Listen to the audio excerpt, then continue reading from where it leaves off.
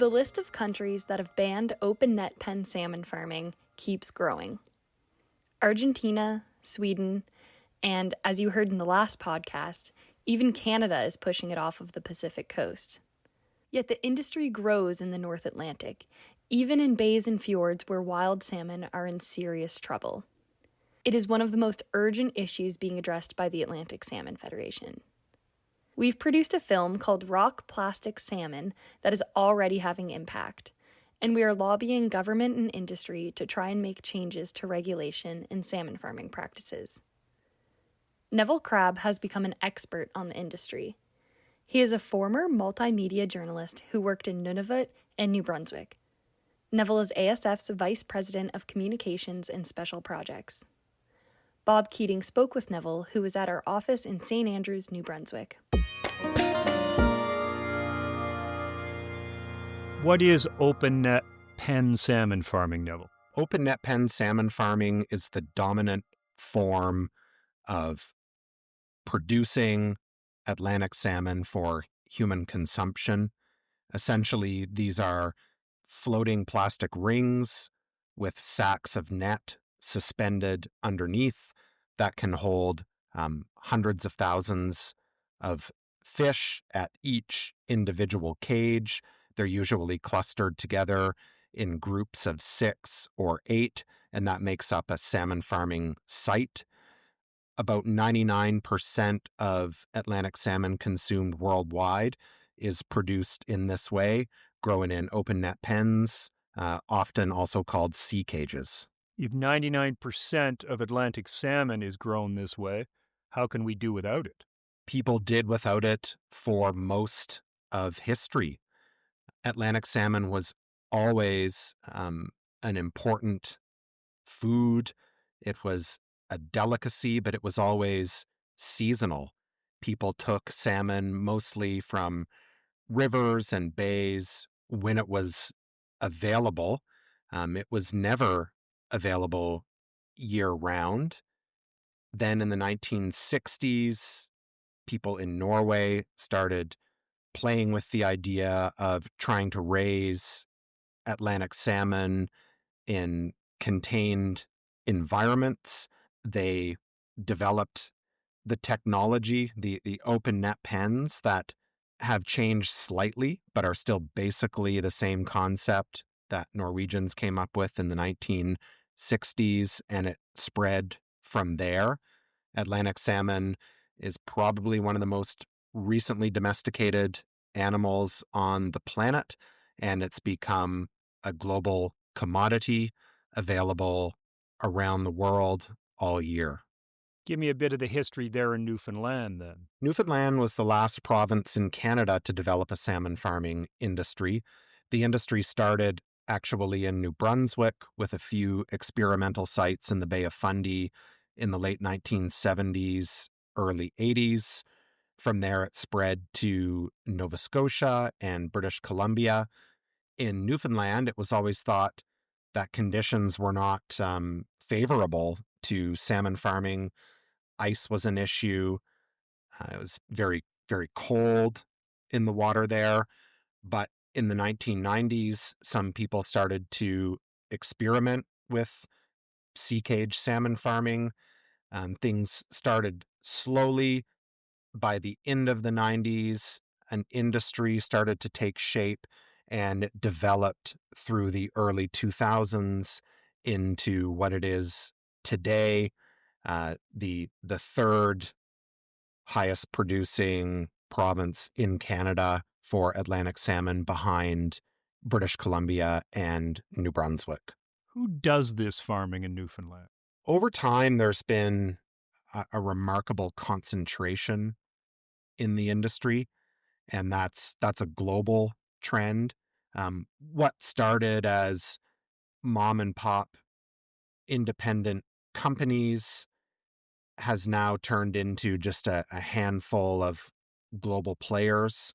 In Newfoundland, there are 3 companies active in salmon farming. There's Cook Aquaculture, there's Mowi, and now Cermak, which is a 100% owned subsidiary of Mitsubishi Corporation. They're all those three firms are large companies with global operations. Two of them are publicly traded. Cook is a privately held company. And that concentration in the industry was driven by a series of calamities, the emergence of infectious salmon anemia and mass die-offs associated with that, the prevalence and year-round nature of sea lice, driving up costs, causing regular mass mortality events, and making the industry unprofitable for all but the biggest companies that can spread those losses around their global operations and still keep their head above water. So how many licenses are there in Newfoundland and Labrador? There are 106 active fish farming licenses in Newfoundland and Labrador. They're all along the south coast of the island of Newfoundland. It's interesting that exactly half of those sites, so 53 of 106, are essentially abandoned. They're not in use, and they haven't been used for at least 5 years. That's something we learned from a satellite survey we did recently of all the sites in the province. So you've got 106 active licenses, half of them are abandoned, and at any given time, only about 30% of all the licenses in the province are even being used. Why is that? If you have a license, why don't you act on it? It wouldn't be unusual for sites to not be in production. That's a standard practice of the industry, to fallow sites after fish are harvested. That's to try and break the chain of disease and reduce sea lice numbers. But in this case, what we're seeing truly is site abandonment. I think it speaks mostly to the problems that the industry has in Newfoundland and Labrador keeping fish alive to market size. There's far more licensed capacity than there are fish to grow, and companies are constantly struggling with disease, with sea lice, with mass mortalities caused by things like warm water and storms. The industry has lurched from crisis to crisis that we've seen, and the low utilization of sites is evidence of that. I know how you feel about open pen salmon farming, so let's break it down because it is complex. You see problems in the industry. Let's go through them one at a time. Let's start with sea lice. You've touched on it. What is sea lice and how does it affect wild fish outside the pen? Sea lice is a naturally occurring parasite. Wild Atlantic salmon get sea lice, but they break that chain of infestation by returning to fresh water. The fresh water will kill the sea lice and knock them off wild fish. So that's kind of the countermeasure of how those two species have evolved over time. Of course, sea cages or open net pens are a very unnatural environment with extremely high concentrations of fish that remain in salt water for 12 to 18 months. So the lice take hold, they multiply, and they don't go away. And it's a massive problem for the industry globally. A new technology or treatment comes out to combat sea lice in the industry. The lice evolve and adapt to it. That treatment or technology becomes ineffective, and another one comes in to replace it. The industry has been chasing its own tail on sea lice for decades, and there's no sign that it's getting any better. For example, here in the Bay of Fundy, we've kept records of sea lice treatments that are made publicly available. And in the 1990s and early 2000s, sea lice were a seasonal problem. Basically, in the warm months, the numbers would increase. Companies would use pesticides or in-feed additives to try and knock them off. Things were under control for a little while. And when you look at the time series of the treatments, it goes from being concentrated in late summer, early fall, to extending into the winter, and then to year round. So as long as salmon are present in sea cages, lice are there too. Do lice kill salmon? They can at high enough numbers if left untreated. They essentially work their way through the mucus layer and the flesh of the fish. They leave lesions and sores. They make fish vulnerable to secondary infections. If they don't kill them outright, they certainly contribute to poor health and make fish more susceptible to other things like warm water or disease that can kill. Then is it a problem if pen salmon escape, whether they're lice-ridden or not? The evidence is clear that farmed salmon escape all the time. They escape in very low numbers, a handful of fish that are mishandled on the site that get over the side and into the water.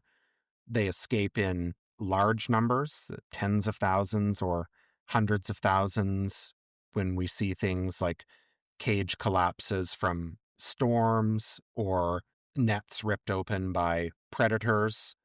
And the problem with escaped farm salmon is serious everywhere, but it's particularly acute in Eastern North America because these are Atlantic salmon, Salmo salar, but they're different from their wild cousins. These fish are domesticated and they display traits that are good for the industry, but bad for wild populations. Yet they still maintain some homing instinct. Escaped farmed fish will swim up rivers. Uh, they can spawn with wild salmon, and it causes a loss of adaptation and the insertion of domestic traits into wild populations. It's one thing that the science is very clear on. When interbreeding occurs, the offspring of farm escapees and wild fish are less able to survive in the wild, and it's a contributor to population decline and collapse. And I talked about, the difference in traits that they exhibit. Farmed salmon have been intensively selected over time for things like growth rates. And you want fish in cages that are aggressive, that go after the food, the pellets when they drop in. That's not a great trait in the wild. For example, you have a small fry or par, a juvenile Atlantic salmon in its early life stages. If that fish is overly aggressive in its pursuit of food, it's exposing itself unnecessarily to predation. That's one example of how farmed fish are maladapted for the wild, and how when farmed and wild fish interbreed, the offspring are just not as capable as wild fish surviving in rivers and the sea.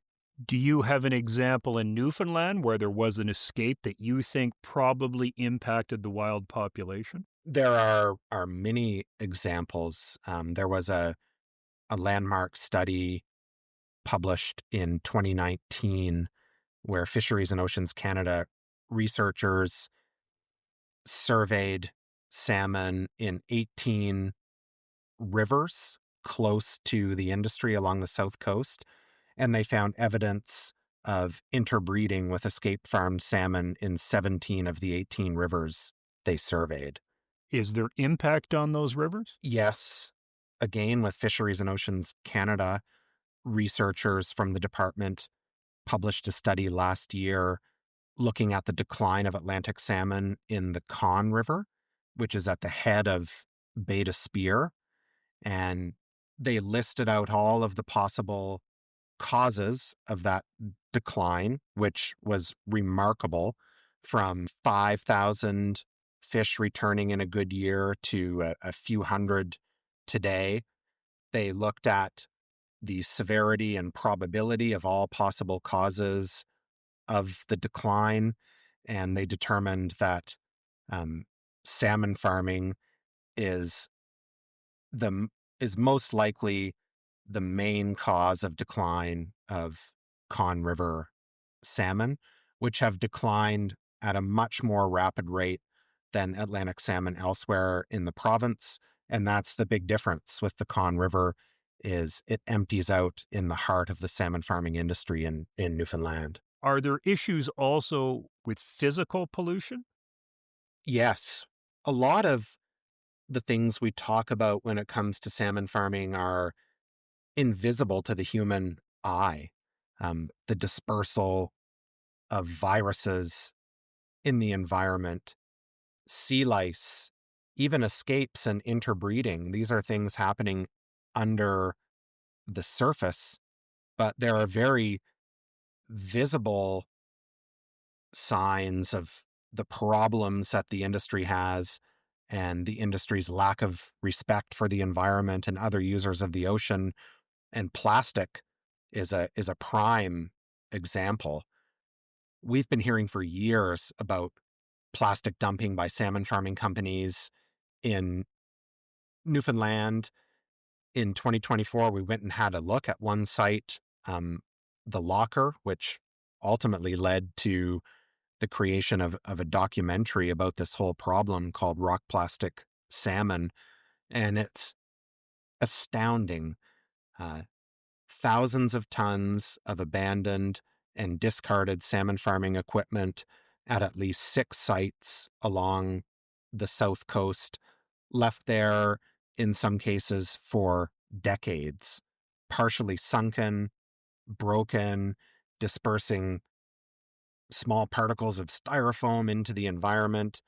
We even saw equipment that appeared to be intentionally sunk, out of sight, out of mind.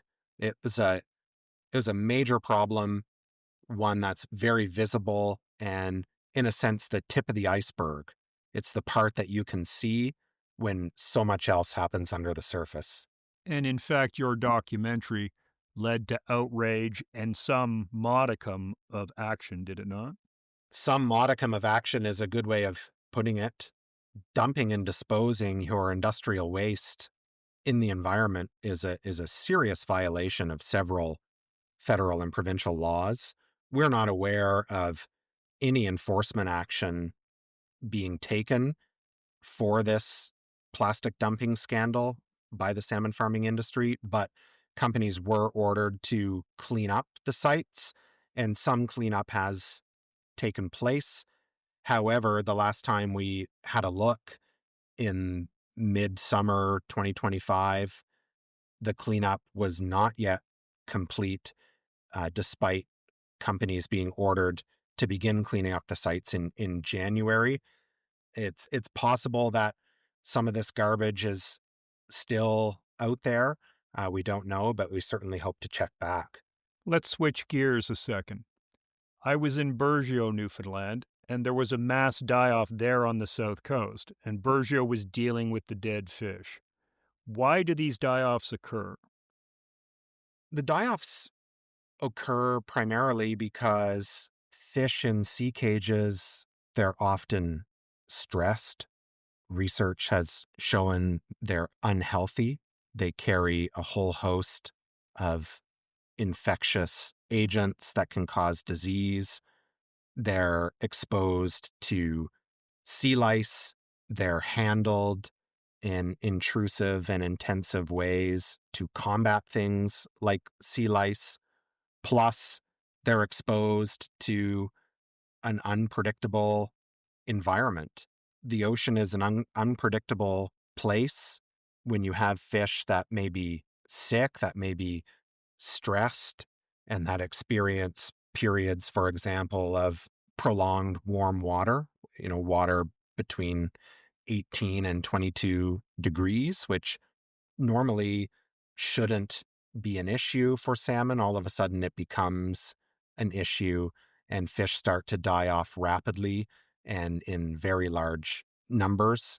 And you mentioned in Burgeo, that's one site in the province where there is a rendering plant, and that's where those fish go, essentially, to be cooked down into the constituent parts with some value recovered for the salmon farming companies. Is there an effect on the greater ocean of penning up that many salmon? Yes, there is. There are kind of the specific and acute effects on other species like wild Atlantic salmon. And there's also well-documented general environmental effects. The therapeutants, like the pesticides that the industry uses, they disperse into the water. There's significant quantities of sewage, from hundreds of thousands of fish kept in fairly tight quarters. That's a lot of waste. The companies count on the ocean and benefit from their use of public space to flush that away. It's the old saying that dilution is the solution to pollution. In this case, companies benefit from that, but the environment and other wild species pay a price. Salmon farming has revitalized remote parts of the southwest coast, and without it, there would be almost no work in some places. How do you replace that? Well, we don't replace it, and we don't take it away. ASF's position is the industry and its regulators need to do a much better job. They need to find solutions to problems like escapes and sea lice. They need to be having higher utilization of existing sites. There really needs to be overall improvements to the process, and that's where we've landed. The industry is established. As you say, it does provide benefits to people in some communities along the south coast of Newfoundland, but there are also big problems. And people often equate criticism of the industry with calls to shut the industry down. But, we take a principled and I think a mature view of that the industry is not going anywhere, but criticism is also necessary. And I think what people miss is that the industry may be its own worst enemy and the cause of its own undoing if some of the major problems affecting it can't be fixed. It's in everyone's best interest for the industry to stay within its current footprint, improve its performance, and reduce the effects on the environment. That is in everybody's best interest, and that's where we stand. What do you think then of the BC plan, which is ban open net pen farming after 5 years to give companies time to adjust? Canada is a country of regions, and the decision that Fisheries and Oceans Canada made in British Columbia was certainly a difficult one, but it was the will of people there. Very significant opposition to the industry, and that's where things are going. The situation in Atlantic Canada is markedly different The provincial governments play a major role in management and regulation of the industry. They've been unequivocal in their statements of support for it. And Fisheries and Oceans Canada likewise has said they will not apply the BC solution to Atlantic Canada. So working within that reality, we've come to our position of no geographic expansion, fix the problems that are affecting the companies, affecting workers, leaving people laid off with sporadic employment, address the issues that are having severe negative consequences on the environment, fix it. Clean up your room before trying to expand elsewhere and push the mess into different parts of the coast.